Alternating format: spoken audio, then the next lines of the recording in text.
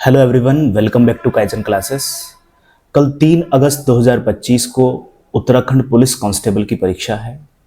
आप में से जो अभ्यर्थी उत्तराखंड पुलिस कांस्टेबल की परीक्षा में अपीयर होने जा रहे हैं, उनके लिए यहाँ कुछ ज़रूरी बातें हैं, कुछ ऐसे टिप्स हैं जिनसे आप असुविधा से बच सकते हैं और अपने परफॉर्मेंस को बढ़ा सकते हैं। जैसे सबसे पहली बात तो है कि आज जब आप रिवीजन करने बैठें तो कुछ ऐसे सेगमेंट का रिवीजन करें जिससे मैक्सिमम सवाल वहाँ पे आने वाले हैं। जैसे उत्तराखंड, आज के रिवीजन में आपको उत्तराखंड और हिंदी को शामिल करना है। दूसरी बात है कि चूंकि कल परीक्षा है तो एडमिट कार्ड, पैन और जो आपका वोटर आईडी कार्ड है या आधार कार्ड है और एक फ़ोटो जो आपसे मांगा गया है, वो आज आप ही उसकी व्यवस्था कर लें। आज सब कुछ करके रख लें, कल के लिए ना छोड़ें। कल 11 बजे से और 1 बजे के बीच आपकी परीक्षा होनी है, तो उसमें ध्यान रखना है कि 9:30 बजे रिपोर्टिंग टाइम दिया गया है आयोग की तरफ से। तो कोशिश करें कि 9:30 बजे तक किसी भी तरीके से आप अपने एग्जामिनेशन सेंटर पे पहुंच जाएं। और जैसे कि आपको पता है कि बरसात का सीजन है, हो सकता है कल बारिश हो जाए, तो ऐसी किसी भी इमरजेंसी से आप पहले से ही तैयार रहें कि अगर ऐसा कुछ होता है तो हम टाइम से पहुंचना सुनिश्चित कर रहे हैं, ये आप पहले से ही व्यवस्था बना के रखें। दूसरी बात आप लोगों के लिए यहाँ पे हो जाती है कि देखिए, पर्याप्त नींद लें आज।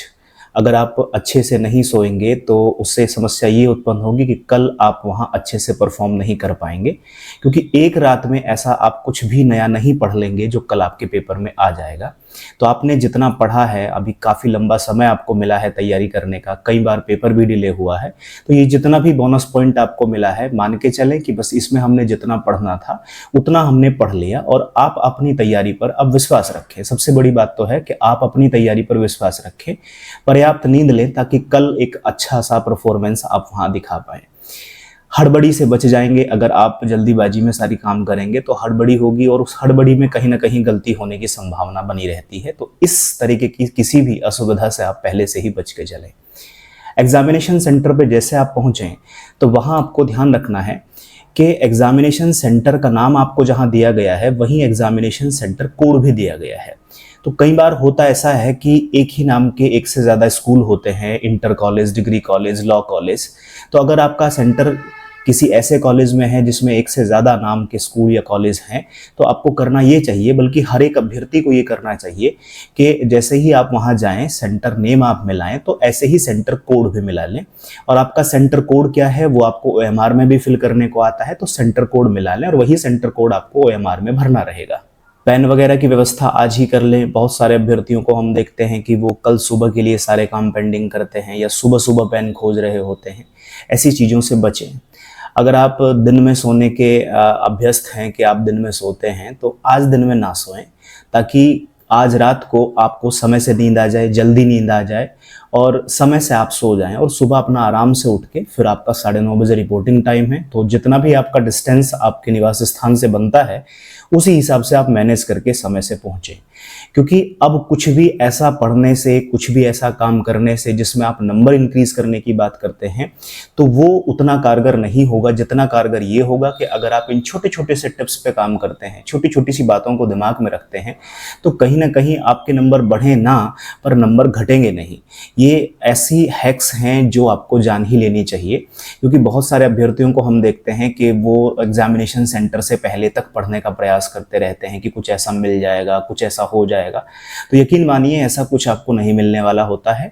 उसमें अनायास आपके मन में और नई इन्फॉर्मेशन जाने के चलते क्या होता है कि जो पुरानी इन्फॉर्मेशन आप जान रहे थे वो पुरानी इन्फॉर्मेशन आप लैक करने लग जाते हैं। तो ऐसी किसी भी असुविधा से आप पहले ही बच के चलें। कोशिश करें कि रात को जिस भी समय आप अपना पढ़ना बंद करते हैं, तो रात तक आप जितना पढ़ सकते हैं उतना पढ़ लें। कल पढ़ने से बच जाएं और आराम से विश्वास रखें। ऐसा नहीं है कि आप 2 घंटे या 3 घंटे में कुछ बहुत ज़्यादा भूल जाएंगे, ऐसा कुछ नहीं है। अपने सबकॉन्शियस पर विश्वास रखिए, वहीं से सारी चीज़ें बन रही होंगी। जब आप एग्जामिनेशन हॉल में पहुंच जाएं तो आपको कुछ बातों का ध्यान रखना है। जैसे सबसे पहले OMR को अच्छे से फिल करना है। उसमें आप 1 से 2 मिनट एक्स्ट्रा ले लेंगे, कोई इशू नहीं है, पर आप OMR को ढंग से भरेंगे, सारी चीज़ों को केयरफुली फिल करेंगे, जो जो चीज़ें उसमें दी गई होंगी। उसके बाद में इसी OMR में जब आप बबल भरेंगे, जब आप गोले भरेंगे, तब भी आपको ध्यान रखना है हड़बड़ी में गोलों को, नंबर को गलत नहीं कर देना है कि ए का जो आपने ए भरना था उसको आपने बी भर दिया, या 7th नंबर का 8th नंबर में भर दिया। ऐसी गलती से आपको बचना है, क्योंकि ये वो गलतियां हैं जिनके बारे में आपको बाद में सिर्फ और सिर्फ पछतावा होता है। तो ऐसी हड़बड़ी से आपको बचना है।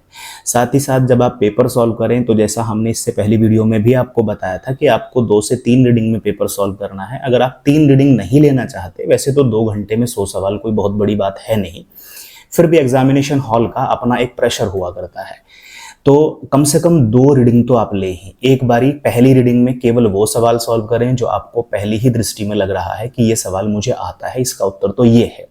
पहले उनको सॉल्व कर लें, और सॉल्व करने के साथ साथ उनको बबल भी कर लें। 100 सवालों से गो थ्रू हो जाएं, हो सकता है उसमें आपके 30-40 जो भी सवाल निकल के आएंगे, उन सवालों को पहले टिक कर लिया और फिर उनको साथ साथ बबल कर लिया।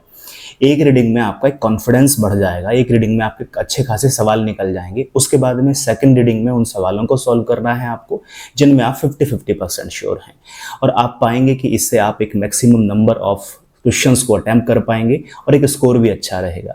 बहुत ज़्यादा तुक्के मारने से बचें, बहुत ज़्यादा सवाल करने से बचें कि भाई मुझे तो 100 में से 100 करने हैं। हाँ, 70-80 के आसपास आपको अटेम्प्ट करना चाहिए, और ये कोई एक रूल नहीं है, ये कोई लिमिट नहीं है, और मैं कोई नहीं हूँ जो आपकी ये लिमिट सेट करूँगा।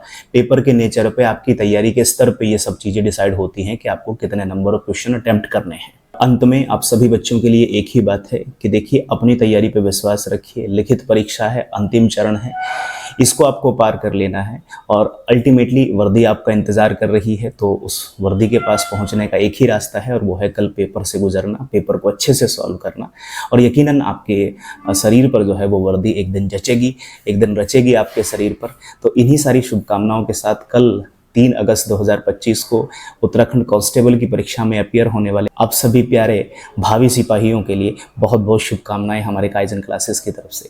धन्यवाद।